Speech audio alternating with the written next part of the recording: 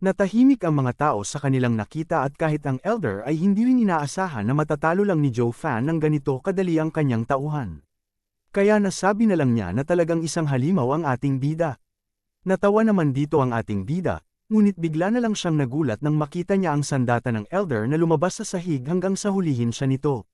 Nagtanong naman ang Elder kung inaasahan na ba ito ng ating bida, na ito ang mangyayari sa kanya. Alam niyang pupunta dito si Joe Fan upang iligtas si Ning-er kaya naghanda na siya ng mga patibong upang mapatay pa siya. Nangamba naman ang ikawalong Elder dahil mapanganib ang sitwasyon ni Joe Fan, lalo pat isang level 4 demonic treasure ang gamit na sandata ng Elder kaya tiyak niyang mahihirapan siyang makawala. Hindi rin inaasahan ng Elder na gagawin ng 7th Ghost ang ganitong patago na pag-atake kahit na nasa antas siya ng Heavenly Realm kahit na maraming tao ang nanunood. Tumawa naman ang ating bida at sinabi niya na ang ganitong pag-atake ay hindi maganda para sa isang Elder na katulad niya. Kaya tinanong niya ito kung hindi ba siya natatakot na baka mabahira ng kahihiyan ang reputasyon ng Yuming Valley.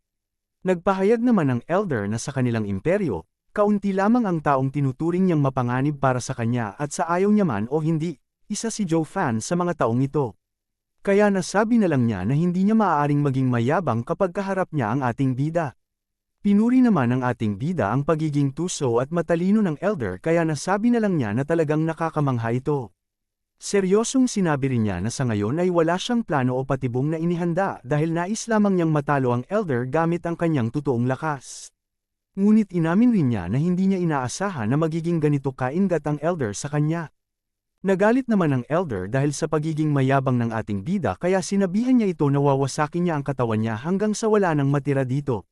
Nagsaad naman ang ating bida na sa tingin niya ay natatakot lang sa kanya ang Elder dahil batay sa kanyang ugali, alam niyang papatayin agad ng Elder ang mga kalaban na mapanganib para sa kanya. Ngunit sa mga oras na dumating siya sa lugar na ito, hindi agad gumalaw ang Elder upang gawin ito. Ang mas malala pa ay ginamit pa niya ang kanyang tauhan upang atakihin siya para masubukan lamang ang lakas niya. Kaya alam ni Joe Fan na ginagamit lamang niya ang pagkakataon na ito upang mawala ang takot sa puso ng kanyang disciple. Ngunit ang problema lamang ay natalo niya ng walang kahirap-hirap ang tauhan niya kaya nandito sila ngayon sa ganitong sitwasyon. Nagulat naman si Yang Tang at ang kanyang Elder nang marinig nila ang sinabi ng ating bida. Naisip rin ng Elder na tama ang kanyang hula kanina na hindi nagbibiro ang Elder sa kanyang plano upang mawala ang takot sa puso ng kanyang disciple kaya ginawa niya ang palabas na ito. Ngunit namangha ang Elder sa ating bida dahil kahit na maganda ang plano na ginawa ng 7th Elder, nalaman niya pa rin ito. Kaya nasabi na lang niya na matalino rin ang bata na ito at kasing tuso niya rin ang 7th Elder pagdating sa mga patibong. Hindi naman natakot ang Elder kahit na nalaman ng ating bida ang kanyang plano, sinabi niya rin dito na kahit na nalaman niya ito ay nahulog pa rin siya sa kanyang patibong kaya wala na siyang magagawa pa sa mga oras na ito. Dahil hanggat napalibutan siya ng kanyang sandata, kaya niyang patayin si Joe Fan nang walang kahirap-hirap. Tumawa naman ng malakas si Joe Fan nang marinig ito at sinabi niya na matalino ang Elder noon ngunit ngayon parang naging tanga na siya. Tinanong rin ni Joe Fan sa kanya kung sa tingin niya ba talaga ay hahayaan lang niyang mahuli siya nito nang basta-basta kahit na alam na niya ang plano niya. Isang malakas na enerhiya ng lilang kidlat ang ginamit ni Joe Fan kaya nawala ang pagkakahawak sa kanya ng sandata ng Elder. Sinabihan rin niya ang Elder na tingnan niya ng mabuti ang tunay niyang lakas. Nagulat naman ang Elder sa kanyang nakita dahil ang pakpak na gamit ni Joe Fan ay isang level 6 flying demonic treasure. Napagtanto niya rin na hindi lamang normal na equipment ang gamit ni Joe Fan dahil sa lakas ng enerhiya na nilabas ng pakpak na ito. Kaya napatanong na lang siya kung saan ang pinanggalingan ng ating bida dahil hindi normal ang bagay na ginagawa niya. Sinabi rin niya na sa tulong ng kanyang level 6 flying demonic treasure ay kaya niyang tumbasan ang bilis ng isang martial artist na nasa antas na ng Heavenly Realm katulad niya ngunit pinaalala niya sa ating bida na hindi lamang ang bilis ang agwat nilang dalawa. Pagkatapos nito ay agad nang umatake ang Elder gamit ang kanyang sandata upang patayin ang ating bida. Hindi naman natakot si Joe Fan sa atake na ito at sinabi niya na alam na niya ang bagay na ito. Alam niya rin na hindi lamang ang bilis ang kaibahan sa kanilang antas dahil kailangan rin ng malakas na pangangatawan at kakayahan upang magamit ang kanyang sandata ng isang martial artist upang malabanan niya ang katulad niyang martial artist ngunit sa ngayon ay wala siyang pakialam dito. Kaya agad nang ginamit ni Joe Fan ang kanyang mga pakpak upang harangin ang atake ng Elder. Nagulat naman dito ang ikawalong elder dahil ngayon lamang niya nakita na ang isang martial artist na nasa antas ng Bone Forging Realm ay kayang gamitin ang isang level 6 demonic treasure sa ganitong paraan. Kahit na ang ikapitong elder ay ganito rin ang naging reaksyon at napatanong na lang siya kung paano ito naging posible. Tiningnan ng mabuti ng elder ang mga pakpak ni Joe Fan at napatanong na lang siya kung paano ito nagagamit ni Joe Fan. Alam niya na ang mga ganitong demonic treasure ay hindi buhay na nilalang kaya hindi niya alam kung paano naiiba ni Joe Fan ang anyo nito. Ngunit nagyabang naman si Joe Fan at tinanong niya kung sino ang nagsabi na isang demonic treasure ang pakpak niya. Mas lalong nainis naman ang elder dahil sa pangmamaliit ni Joe Fan kaya agad niyang muling ginamit ang kanyang sandata upang atakihin ito. Nabuo rin ng maraming imahe ng sandata dahil sa mabilis na galaw ng elder. Kaya namangha na lang si Joe Fan at sinabi niya na ito pala ang tunay na lakas ng isang master na nasa antas ng Heavenly Realm. Isang malakas na pagsabog naman ang naging resulta ng mga atake ng elder nang tumama ito sa ating bida. Nangamba naman si Yan Tang matapos niyang makita ang malakas na atake ng elder ngunit mas nagulat na lang siya nang makita niyang hindi man lang nagalusan si Joe Fan sa atake na yon. Agad naman na ginamit ni Joe Fan ang kanyang mga pakpak upang alisin ang mga usok sa kanyang paligid. Ngunit napansin niya rin na muling umatake ang elder sa kanya mula sa kanyang likuran. Kaya agad muli na iniba ni Joe Fan ang anyo ng kanyang pakpak at hinawakan niya ang dalawang sandata na ito. Nang makita ito ng elder, agad naman niyang ginamit ang pagkakataon na ito upang atakihin si Joe Fan mula sa taas. Tumawa rin siya ng malakas dahil nauto na naman niya ang ating bida at sa ngayon ay buhay niya ang magiging kabayaran nito. Ngunit nagulat naman ang elder nang biglang mawala si Joe Fan sa harapan niya. At ang mas malala pa ay isang ilusyon lamang ang nataman niya sa kanyang atake. Agad rin na gumawa ng distansya si Joe Fan sa elder at nagpunta ito sa likuran niya na siyang hindi inaasahan ng elder. Agad naman na umatake si Joe Fan habang hindi pa nakahanda ang depensa ng elder. Ngunit agad naman na huminto ang atake ng ating bida dahil napigilan ito ng kanyang mga sandata. Nagtanong ang ating bida sa elder kung ano ang nararamdaman niya na natatalo na siya sa laban. Pinagyabang ng ating bida na kaya niyang patayin ang elder nang walang kahirap-hirap kung nanaisin lamang niya. Nagulat ang elder dahil ngayon lamang siya nahirapan ng ganito sa isang laban. Tumawa na parang demonyo ang ating bida at sinabi niyang bibigyan niya pa ng isang pagkakataon ng elder para mas maging maganda ang kanilang laban. Kaya dapat siyang magpasalamat dahil buhay pa siya hanggang ngayon. Nagalit ang elder sa pang-iinis ng ating bida kaya agad niyang ginamit ang buo niyang lakas upang alisin ang mga pakpak ni Joe Fan sa harapan niya. Sinabihan niya si Joe Fan na huwag magyabang dahil hindi pa niya nakikita ang tunay niyang lakas. Natuwa si Joe Fan nang makita niyang parang wala na sa sarili ang elder, kaya nasabi niyang gumana na ang plano niya.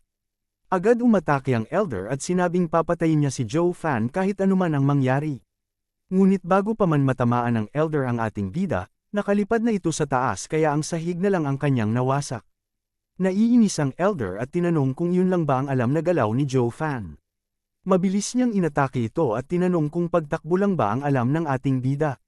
Tumawa si Joe Fan nang makita ang galit na mukha ng elder at sinabing hindi nila kailangang magmadali dahil nagsisimula pa lamang ang totoong masayang laban habang hinaharang niya ang atake ng elder. Pagkatapos nito, nagpakawala ang dalawa ng malalakas na atake upang patayin ang isa't isa. Namangha si Yan Tang at ang elder sa kanilang nakita dahil sobrang bilis ng galaw ng dalawa. Napansin nila na parang pantay lang ang bilis ng dalawa kahit na malayo ang agwat ng antas ng kanilang cultivation. Mas lalong bumilis pa ang galaw ng dalawa hanggang sa aura ng kanilang mga atake ang nakikita ni Yan Tang. Kaya nagtaka siya kung saan nakukuha ni Joe Fan ng ganitong bilis dahil kahit siya ay hindi na masubaybayan ang galaw ng mga ito. Tinanong niya ang elder kung alam ba niya kung ano na ang nangyayari. Nangamba ang elder at nasabi niyang talagang nakakatakot ang kaibigan ni Yan Tang, sinabi rin niyang sa buong buhay niya. Ngayon lamang niya nakita na natatalo sa laban ng 7th elder kahit na malakas na ito. Napansin rin ng elder na mukhang ginagamit na ng ikapitong elder ang kanyang buong lakas upang labanan lamang ang kaibigan niya. Ngunit ang nakakamangha talaga ay nasa sabayan lang ng kaibigan niya ang bilis ng 7th elder na para bang wala lang ito sa kanya. Ngunit hindi lang ito ang ginagawa ng kanyang kaibigan dahil habang nilalabanan niya ang bilis ng 7th elder, ginagamit niya rin ang pagkakataon na ito upang patayin ang lahat ng kanyang mga tauhan. Ang mas malala pa, ginagawa niya ito sa harap mismo ng 7th elder. Nagtaka dito si Yan Tang at napatanong kung bakit ito ginagawa ni Joe Fan. Agad sinabi ng Elder na ginagawa ito ni Joe Fan upang inisin ng 7th Elder at wasakin ang kanyang pride bilang martial artist. Nasabi rin niya na maraming natatakot sa ika-7 Elder sa kanilang imperyo dahil sa kanyang tusong utak at galaw. Kaya sa tingin niya, malaking pinsala ang nadudulot ni Joe Fan sa pride ng Elder dahil parang naging daga lamang siya na umiikot sa kamay ni Joe Fan. Kaya nasabi ng Elder na mukhang alam na alam ni Joe Fan kung paano labanan ng Elder na ito. Naisip niya rin na ang dalawa ay talagang magkapareho kaya ang maging kalaban ang isa sa mga ito ay hindi magiging magandang desisyon para sa kanilang pamilya. Ang mas malala pa, hindi lamang nila papatayin ang kalaban nila, uubusin rin nila ang mga mahahalagang tao sa buhay ng kalaban nila. Kaya ang mga taong ito ay ang dapat nilang pag-ingatan kung ayaw nilang mamatay nang wala na ang kanilang dignidad. Bigla namang hinawakan ng ating bida ang sandata ng ika-7 Elder at may pang-iinis niyang sinabi na ito lang pala ang hangganan ng kakayahan ng isang master na nasa antas ng Heavenly Realm. Nainis lalo ang Elder nang marinig niya ito at kanyang inalis ang kanyang sandata sa kamay ng ating bida at agad din siyang gumawa ng distansya palayo sa kanya. Nangamba rin ang Elder dahil hindi niya inaasahan na ganito nakalakas ang kumag na ito. Nasabi rin niya na hindi magiging madali ang laban na ito para sa kanya dahil batay sa lakas na pinapakita ni Joe Fan ay mas malakas pa ito sa kanya. Ang mas ikinababahala pa ng Elder ay ang pagiging tuso ng kumag na ito ay kapareho rin sa kanya kaya hindi niya makukuha ang lamang pagdating sa paggamit ng utak. Nasabi rin niya na ito lamang ang unang beses na nakaharap siya ng ganitong kalaban sa buong buhay niya. Napatigil naman ang Elder sa kanyang pag-iisip nang marinig niya ang malakas na pagtawa ng ika-8 Elder habang sinasabi nito na talagang totoo nga ang karma. Dahil noon alam niyang maraming demonyong gawain ang ginawa ng ika-7 Elder sa mga naging kalaban niya. Ngunit ngayon ay ito rin ang ginagawa sa kanya ni Joe Fan kaya nasabi na lang niya na talagang napakagandang palabas ito. Nagalit naman dito ang Elder at kanyang naisip na hindi niya maaaring hayaan na magpatuloy ang ganitong sitwasyon. Dahil kung hindi niya tatapusin ang laban na ito sa lalong madaling panahon ay tiyak na mamatay siya sa kamay ng kumag na ito. Kaya naisip niyang tapusin ang laban na ito sa isang atake lamang. Bigla ring naisip ng Elder na susubukan niya ang naisip niyang plano kahit na hindi niya alam kung gagana ito. Kaya agad siyang umatake muli. Nang makita ito ni Joe Fan ay nagsaad naman siya na huwag nang sayangin pa ng Elder ang kanyang lakas at oras dahil hindi gagana ang atake na ito sa kanya. Kaya agad niyang hinarang ang atake na ito gamit ang kanyang pakpak. Ngunit nagulat na lang si Joe Fan nang mapagtanto niya na hindi siya ang target ng Elder sa atake na ito. Ang totoong target niya ay walang iba kundi si Ning-er na nasa likuran niya. Kaya agad na lumipad si Joe Fan sa harapan niya upang maarang ang atake na ito. Tumawa naman ang Elder nang makita ang ginawa ng ating bida. Kaya nagsaad siya na sa ngayon ay alam na niya ang kahinaan ng ating bida. Nagsaad ang Elder na akala niya ay nandito si Joe Fan upang maghayganti sa kanya dahil natalo siya nito sa kanilang laban sa Spirit Beast Mountain kaya siya nagpunta dito. Ngunit ngayon alam na niya na hindi pala ito ang dahilan dahil nandito si Joe Fan upang iligtas si Ning-er. Nagtanong naman si Joe Fan kung ano naman ang magagawa ng Elder kung ito nga ang dahilan niya. Dahil kahit ano man ang mangyari ay mamatay pa rin siya. Tumawa naman ang Elder at kanyang sinabi na kung pareho pa rin ang pagiging walang puso ni Joe Fan nung naglaban sila sa bundok ay matatakot siya sa kanya. Ngunit ngayon ay naging malambot na ang kanyang puso dahil sa babae na ito kaya ngayon sigurado na siya ang mananalo sa laban na ito. Agad na ginamit ng Elder ang kanyang malakas na enerhiya at ginawa niya ang kanyang skill na Demonic Mask Seal.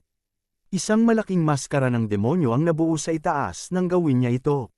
Nang makita ito ng Elder ay natakot naman siya dahil mapanganib ang teknik na ito ng Yuming Valley. Nagtanong naman si Yan Tang kung ano ang skill na ito kaya agad na ipinaliwanag ng Elder na ang teknik na ito ay inaatake ang life force mismo ng kalaban niya kaya walang sino man ang kayang harangin ito. Nasabi rin niya na kapag tumama ang atake na ito sa kalaban ay mawawalan ito ng kaisipan at malay, pagkatapos nito ay tuluyan ng mawawala ang kaluluwa ng kalaban at ikakamatay niya ito. Tumawa ng malakas ang ika-7 Elder at sinabi niya na kung iiwasan ni Joe Fan ang kanyang atake, tiyak na tatamaan nito ang katawan ni Ning-er. Tinanong niya si Joe Fan kung ano na ang gagawin niya. Alam niya rin na mahihirapan si Joe Fan na tumakbo kung babuhitin niya si Ning-er paalis, kaya tiyak niyang isa sa kanila ang mamatay sa atake na ito. Nang marinig ang sinabi ng Elder, agad namang sinabi ni Ning-er kay Joe Fan na kailangan niyang iwasan ang atake na ito. Tanggap niya na rin na ito na ang magiging kamatayan niya. Kaya hiniling niya lamang na iligtas ni Joe Fan ang kanyang pamilya. Ngunit hindi dito nakinig ang ating bida at sinabi niya sa elder na pagmamayari niya si Ning-er, kaya hanggat nandito siya sa harap niya, walang sino man ang makakapinsala sa kanya. Natuwa naman dito ang elder at sinabi niyang mas pabor sa kanya ito. Kaya sisiguraduhin niyang si Joe Fan ang mamamatay sa atake na ito, pagkatapos ay agad na inatake ng elder ang dalawa gamit ang kanyang demonyong maskara. Ngunit bago pa man tumama ang atake na ito sa kanilang dalawa, agad namang tinulak ni Joe Fan palayo si Ning-er upang hindi ito matamaan ng atake.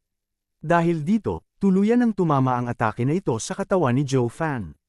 Naiyak naman si Ning-er dahil sa ginawa ni Joe Fan para sa kanya. Alam niya rin na siya ang dahilan kung bakit namatay ang kanyang brother Joe Fan.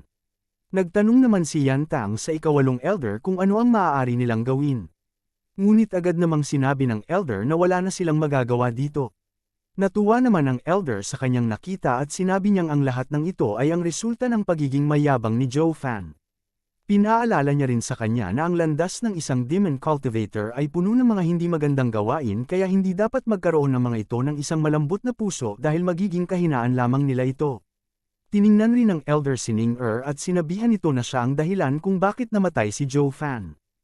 Naiyak ng malakas si Ning-er dahil dito at tinawag niya ang kanyang brother Joe Fan. Humingi rin siya ng tawad sa kanya dahil siya ang may kasalanan kung bakit napahamak ito. Ngunit napatigil naman si Ning-er sa kanyang pag-iyak nang marinig niya ang tawa ni Joe Fan. Sinabihan rin siya nito na huwag siyang umiyak sa harapan ng matandang ito.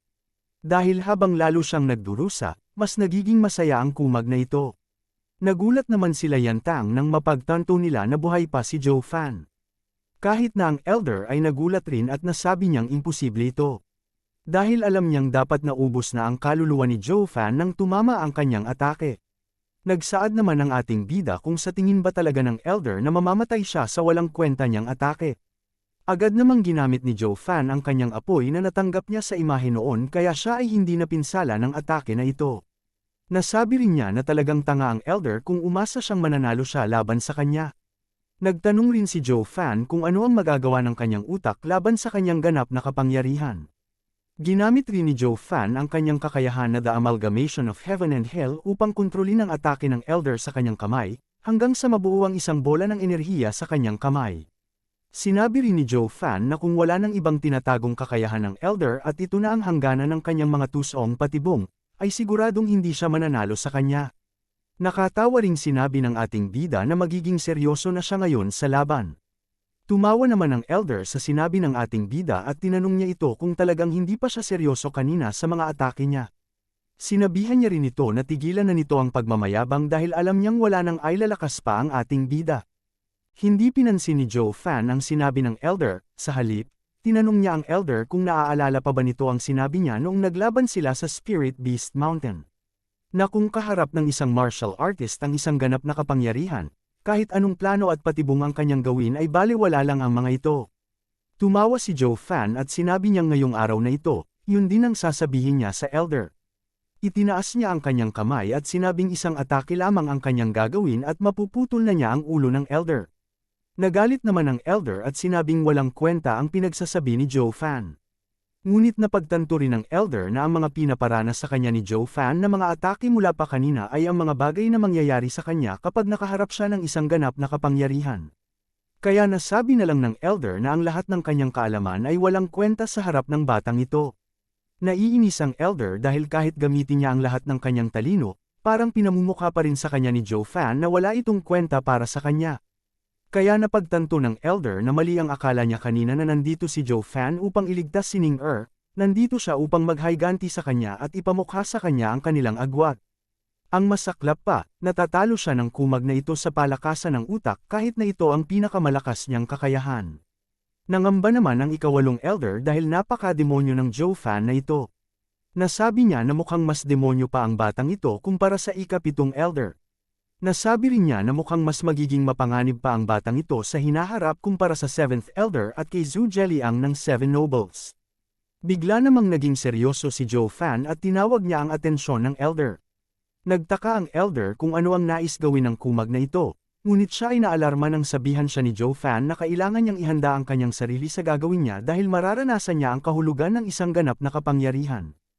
Pagkatapos nito, agad na lumipad si Joe Fan upang atakihin ang Elder. Nangamba naman ang Elder nang makita niya ang mabilis na atake ni Joe Fan kaya agad niyang ginamit ang kanyang sandata upang harangin siya. Ngunit mabilis na naiwasan ni Joe Fan ang mga atake ng sandata at sinabihan niya ang Elder na talagang hindi pa niya naiintindihan na baliwala lamang sa kanya ang atake na ito.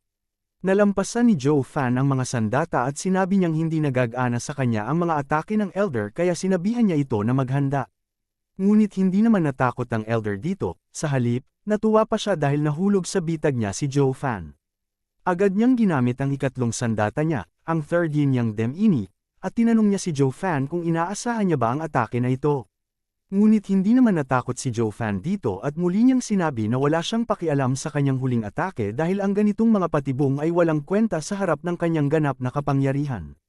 Pagkatapos ay agad na inilabas ni Joe Fan ang kanyang demonic baby na naging ginto na dahil sa diamond quicksand. At sinabi niyang ito na ang magiging katapusan ng Elder. Agad na nabasag ang sandata ng Elder dahil sa demonic baby ni Joe Fan kaya siya ay nagulat. Naputol rin ng demonic baby ang kanyang balikat kaya napasigaw na lang sa sakit ang Elder at wala na itong nagawa pa. Nang makita ito ni Joe Fan, agad siyang nagpatuloy sa kanyang pag-atake upang patayin na ang Elder. Ngunit hindi naman agad sumuko ang Elder at ginamit niya ang kanyang huling sandata upang makipagsabayan ng atake kay Joe Fan.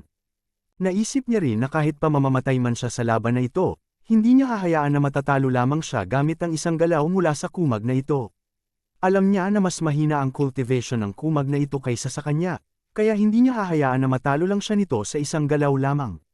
Naiisip niya na kailangan lamang niyang maarang ang atake ng kumag na ito. Ngunit bigla namang nawasak ang sandata ng Elder nang tumama ang kamao ni Joe Fan dito. Mas lalong nainis ang Elder dahil alam niyang hindi siya mamamatay ng payapa kung isang galaw lamang ang gagamitin ni Joe Fan na ito upang patayin siya. Ngunit tulad ng inaasahan ng Elder, nabigo siya na harangin ang atake ng ating bida kaya ang kanyang buong katawan ay nabutas dahil sa suntok ni Joe Fan. Isang malaking pagsabog rin ng malakas na enerhiya ang nasaksihan ng lahat dahil sa suntok na ito. Kahit na ang Elder at si Yang Tang ay nagulat sa kanilang nakita, habang si Ning-er naman ay namangha dahil sa wakas ay matatapos na ang laban na ito. Lumabas naman ang dugo sa katawan ng Elder at nagtatakang tinanong niya kung anong klaseng halimaw ang ating bida kaya nagawa niya ito. Pinagyabang naman ni Joe Fan na ang kanyang katawan ay kasing tigas ng isang 5th level demonic treasure kaya kahit anong gawin niya ay hindi siya masusugatan ng kanyang 3rd level demonic treasure. Inalis rin ni Joe Fan ang kanyang kamay sa katawan ng Elder at sinabi niyang lahat ng ito ay nangyari dahil sa kanya kaya agad niyang itinapon ng Elder sa ibaba, isang malakas na pagsabog rin ng mga sahig ang naging resulta nito. Tiningnan ni Joe Fan kung buhay pa ba ang Elder at nang makita niya na hindi na ito gumagalaw. Tumawa na lang siya at nagpasalamat dahil hindi niya makakamtan ang lakas na ito kung hindi siya natalo sa kanya noon. Natakot naman ang mga natitirang tauhan ng Elder nang makita nilang natalo ni Joe Fan ang Elder nila. Ang ikawalong Elder naman ay namamangha pa rin ng mapagtanto niya na isang galaw lang nga ang ginamit ng ating bida upang patayin ang Elder.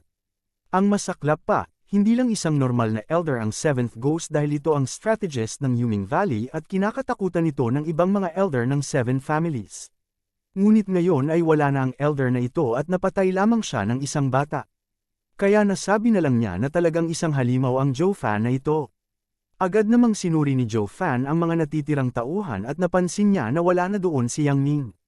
Kaya nasabi na lang niya na talagang eksperto ang kumag na yun sa pagtakas sa kanya dahil nakawala na naman ito. Kaya nagdesisyon na lang si Joe Fan na bumaba papunta kay Ning-er.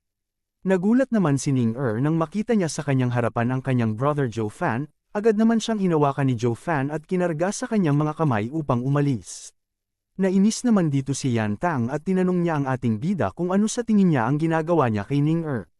Ngunit hindi ito pinansin ni Joe Fan at nagpatuloy siya sa paglipad palayo sa lungsod. Kaya napasigaw na lang si Yan Tang kung saan niya dadalhin si Ning-er. Samantala, nilapitan naman ng Elder ang walang buhay na katawan ng 7th Ghost at sinabi niyang hindi niya inaasahan na makikita niya sa ganitong sitwasyon ang demonyo ng kanilang imperyo, kaya nasabi na lang niya na talagang nakakamangha ang mundong ito. Pagkatapos nito ay agad na naglakad pabalik ang Elder kay Yan Tang, galit naman na sinabi ni Yan Tang na sapat na ang ginawa ni Joe Fan na pagpatay sa ikapitong Elder kaya napatanong na lang siya kung ano pa ang gustong gawin ni Joe Fan kaya kinuha niya si Ning-er. Ngunit bigla siyang natigil nang marinig niya ang boses ng kanyang Elder. Inutusan rin siya nito na ibaba ang pamilya ni Ning-er dahil dadalhin nila ang mga ito pabalik sa kanilang sect upang magamot ang mga ito. Sinabi rin ng elder na mula ngayon, ang Zhu family ay magiging subsidiary family na ng Jianhao Mansion. Natuwa naman si Yan Tang nang marinig ang sinabi ng kanyang elder at nagpahayag siya na ito ang naiisip niyang gawin, kaya sa tingin niya ay pareho sila ng iniisip na iligtas ang mga ito. Sinabi naman ng elder na hindi ito ang dahilan kung bakit kukunin nila ang mga ito. Ipinaliwanag niya na dahil sa malahalimaw na lakas na ipinakita ni Zhou Fan, tiyak na mas magiging malakas pa siya sa hinaharap. Alam niya rin na nagpunta dito si Zhou Fan upang iligtas ang mga ito, kaya sa tingin niya ay mahalaga ang mga tao na ito sa kanya, at maaari nilang magamit ang mga ito upang makagawa ng magandang relasyon sa kanya. Ngunit kung maging kalaban man nila si Zhou Fan, magagamit nila ang Zhu family bilang hostage laban sa kanya. Natahimik naman si Yan Tang nang marinig ito at naiinis rin siya dahil hindi pala nila ililigtas ang Zhu family dahil sa kahilingan niya, gagawin pala nila ito para sa kumag na si Zhou Fan. Kaya nainis na lang si Yan Tang dahil talagang magagalit si Ning-er sa kanya kapag nalaman niya ito. Samantala, nanginginig na nagtatago si Yang Ming sa sulok ng lungsod habang naaalala niya ang nangyari sa kanyang master. Mas lalo pang nabalisa siya dahil sa nakaraan, napatay ni Zhou Fan ang kanilang dalawang elder. Ngunit ngayon ay napatay niya naman ang kanyang master, kaya naisip na lang niya na kailangan niyang lumayo sa demonyong ito. Makalipas ang ilang sandali, narating na rin ng dalawa ang labas ng lungsod. Kaya agad na rin silang bumaba sa gubat. Sinabi ni Zhou Fan kay Ning-er na ito na ang pagtupad niya sa kanilang kasunduan na ilalabas niya ito sa lungsod. Natuwa naman si Ning-er nang makita niya na ito pala ang labas ng kanilang lungsod, hindi niya rin inaasahan na mararating niya ito makalipas ang maraming taon. Kaya agad niyang pinasalamatan si Zhou Fan dahil nakalabas na rin siya sa kanyang lungsod sa tulong niya. Sinabi naman ni Zhou Fan na wala lang ito dahil parte rin naman ito ng kanilang kasunduan, ngunit sinabi rin niya na kailangan na nilang magpaalam sa isa't isa. Nagulat naman dito si Ning-er at tinanong kung saan napupunta si Zhou Fan. Agad namang sinabi ni Zhou Fan na hindi niya pa alam, ngunit maraming bagay pa siyang kailangang gawin. Naiiyak na tinanong naman ni Ning-er kung maaari ba siyang isama ng ating bida sa kanyang paglalakbay. Ngunit agad itong tinanggihan ng ating bida, sinabi niya rin na batay sa kanyang lakas ngayon, magiging mapanganib lang para sa kanya ang sumama sa kanyang paglalakbay. Naiyak naman si Ning-er nang marinig ito, ngunit agad namang hinawakan ng ating bida ang kanyang ulo at sinabi na huwag niya itong alalahanin dahil kailangan niya pang alagaan ang kanyang pamilya. Sinabi rin niya na dahil mataas ang posisyon ni Yan Tang sa kanilang pamilya, maaari niyang kunin ang Zhu family at gawing miyembro ito ng kanilang sect. Sinabi rin ni Zhou Fan na alam niyang walang magiging problema kapag sumali ang Zhu family sa kanila at hindi rin sila mapapahamak kahit na maghayganti pa ang Yuming Valley. Pagkatapos nito, agad nang naglakad palayo si Zhou Fan at sinabi na aalis na siya. Nagtanong naman si Ning-er kung kailan sila kaya muling magkikita. Sinagot naman ito ni Zhou Fan na sa oras na umilumuli ang kanilang mga singsing, iyon ang magiging hudyat ng kanilang pagkikita. Bumuhos naman ang luha ni Ning-er nang marinig ang malungkot na palem na ito.